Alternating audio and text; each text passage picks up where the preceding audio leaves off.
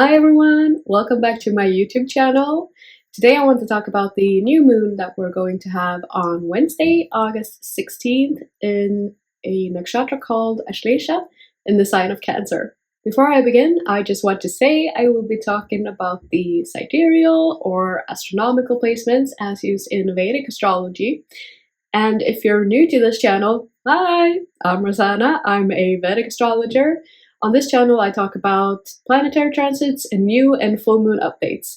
So if you're interested in that, you can subscribe below. You can also find me over on Instagram at Starlight Inspiration, where I post new planetary transits every week. So this new moon will be quite special as it will be on the last degree of Cancer.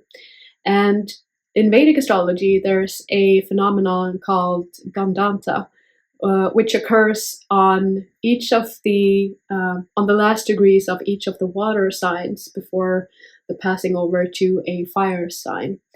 And Gandanta is it's called a karmic knot. So what it means is really that on these junctions there is no overlapping or abridging nakshatra running behind the sign junction. So this means that the crossing from a water sign into a fire sign will never be quite as smooth and perhaps a little bit more turbulent than any other signs. The thing I find interesting about this new moon is that it will also be quite close to retrograde Venus, only 6 degrees apart from Venus. So there will be this new moon will highlight those things that retrograde Venus is calling us to investigate or reflect upon at this time as well, and bring that more into our awareness.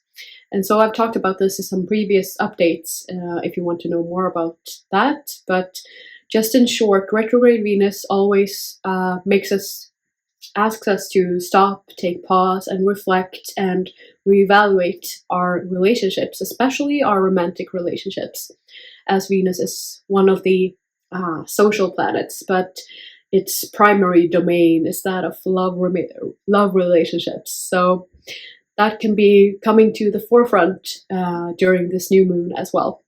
Ashlesha means coiled or entwining, and it's usually represented by a coiled snake or a snake that's ready to pounce. Or do you say pounce when it's a snake? Oh, never mind.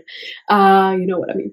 So the snake is very much represented here because beside the name and the symbol for this nakshatra, it's also significant to note that the deity that is linked to Ashlesha is the Nagas, or the snakes of the deep, or the snakes of the mystical or occult wisdom or knowledge, you might say. So there's a link to seeing things that are perhaps hidden under the surface with this new moon. And if you think about these snakes, usually a snake stands for something that's either unknown or a bit dangerous, or perhaps even untrustworthy. So the snake usually is represented as some kind of villain or demon, or an influence that is, well, dangerous or untrustworthy. And so, but in this case, it also stands for deep mystical knowledge and even deep piercing insights. So because the link here is also with the snake here is represented as something that has this deep knowledge, like awareness of whatever is hidden under the surface. So, and I also find it interesting that the snake also represents the Kundalini energy, that energy center or an energy spiral that travels alongside our spine. And the Kundalini channel culminates right here between our brows, or above our brows, in the third eye chakra. And the third eye chakra falls within Sun and Moon signs of Leo and Cancer. So there is a strong link with this new moon to the third eye and to receiving intuitive wisdom, or highlighting our intuition so that we can see clearly, like pierce the veil and see what is hidden behind it. So if you get any, I don't know, sudden insights or intuitive insights, take note of this during this new moon, because it might be important for you. In a sense, this is also highlighted by the fact of the planetary ruler for Ashlesha, which is Mercury. And because we're in Cancer, Cancer is the sign of the moon, there is a strong connection between, or an influence between, both Mercury and Moon here. And both Mercury and Moon represents the mind, but given its different aspects of the mind, but Moon is our emotions, our subconscious, our intuition, and how we perceive our surroundings, how we perceive the world, as well as ourselves in the world. But it's our awareness, in a sense. And Mercury is the part of our mind that deals with the intellect, with logic, insight, understanding, drawing conclusions. And so there's a very strong aspect of the mind here in the Ashlesha as well. And usually it signifies a very piercing mind, or what would you say, a sharp or insightful analytical prowess that could be found here. And so in a way, this also links to the fact that it deals with the third eye, because it's about getting those insights and those like piercing realizations that you can get here. So there's a strong energy of this new moon as well. And this deals especially with, because it's so close to retrograde Venus, this puts a highlight on getting those insights and clarity when it comes to our relationships and the things that retrograde Venus can bring up for us. So in a sense, it might be wise to, if we get sudden insights, to really take note of them, because there's also a, okay, like in a larger sense, due to Venus retrograde, we are already examining and looking at these things. But when it comes to this new moon and the fact that it can highlight this even further, there's also a quite restless energy to Ashlesha, which means that if there are things that we've swept under the rug, let's say, or if there are things that we have been neglecting to look at, perhaps like uncomfortable things or something that we were not really willing to look at, those things can really get closer to the surface at this time. And even our emotions might be closer to the surface also at this time, because we may lose our composure a bit, or our ability to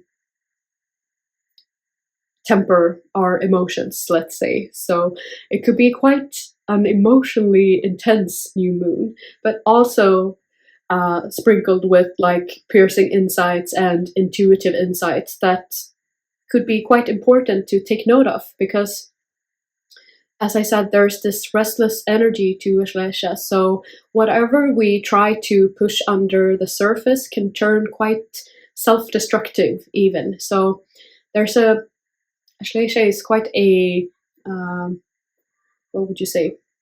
Not dangerous, but it's a sharp or like a harsh nakshatra. So there's, you need to respect the energy. It can be quite powerful, and we need to utilize that power in a positive way and not let it turn destructive or turn it against ourselves. So honor your intuition at this time. Ashlesha is also called the clinging star, and as also in the sign of Cancer, there can be a tendency to hold on to things longer than what perhaps is necessary or what perhaps is good for us. So there's an aspect of this as well with this new moon, that perhaps we get some insight into things that, like, what am I holding on to that really would serve me to let go?